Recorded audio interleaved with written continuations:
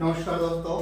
जो संविधान का जो भाग 5 है, संविधान का भाग 5 जिसमें अनुच्छेद 52 है और इस 52 के अंतर्गत राष्ट्रपति स्टार्ट होता है। तो सबसे पहले इसके अंतर्गत अनुच्छेद 52 है और 52 में कहा गया है कि भारत का एक राष्ट्रपति होगा।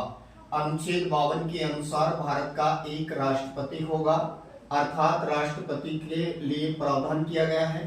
फिर 53 अनुच्छेद में कहा गया है कि राष्ट्रपति में संघ की कार्यपालिका शक्ति निहित होगी। संघ की कार्यपालिका शक्ति ये किसमें निहित मानी गई है? तो संघ की कार्यपालिका शक्ति राष्ट्रपति में निहित होगी। फिर 54 में कहा गया है कि राष्ट्रपति का निर्वाचन एक निर्वाचक मंडल द्वारा किया जाएगा। इस निर्वाचक मंडल के द्वारा राष्ट्रपति का चुनाव किया जाएगा, जिसमें लोकसभा के निर्वाचित सदस्य और राज्यों की विधानसभा के निर्वाचित सदस्य और दिल्ली और पुडुचेरी केंद्र शासित प्रदेश की विधानसभा के सदस्य हिस्सा लेंगे। इसके बाद में आता है आर्टिकल 55 और 55 में राष्ट्रपति का जो निर्वाचन करवाया जाता है, इस निर्वाचन की प्रणाली का उल्लेख है।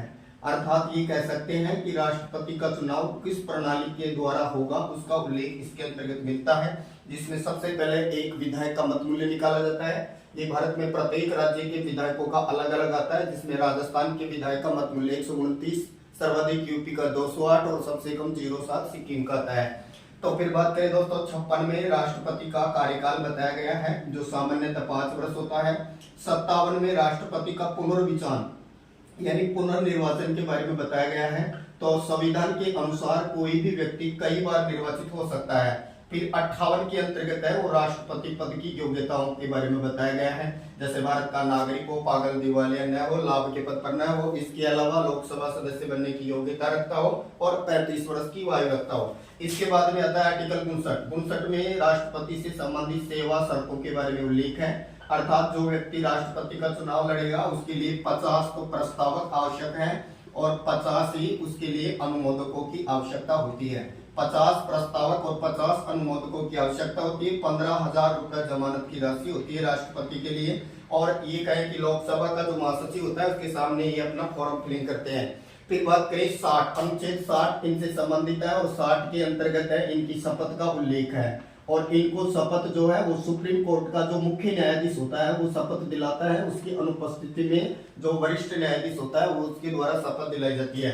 फिर राष्ट्रपति को उसके पद से हटाने के लिए माना जाता है महाभियोग, और महाभियोग का उल्लेख जो है वो अनुच्छेद किसके अंतर्गत है? तो 61 के अंतर्गत महाभियोग का उल्लेख है।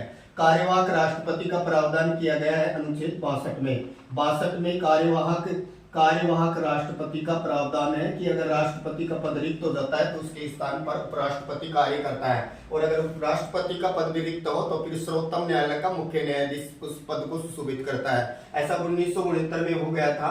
उस समय जाकिर हुसैन की मृत्यु हो गई थी, जो उसकी राष्ट्रपति थे, और वीवी गिरी उपराष्ट्रपति थे। कुछ समय बाद वीवी गिरी ने भी त्याग पत्र दे दिया, तो मोहम्मद हिदायतुल्लाह को 20 जुलाई 1969 से 24 अगस्त 1969 तक है वो कार्यवाहक राष्ट्रपति भारत का बनाया गया। दोस्तों, देश का प्रथम नागरिक राष्ट्रपति होता है और ये अनुच्छेद 52 में कहा है कि भारत का एक राष्ट्रपति होगा।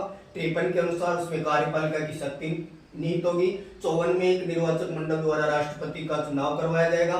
55 में निर्वाचन की प्रणाली का उल्लेख है।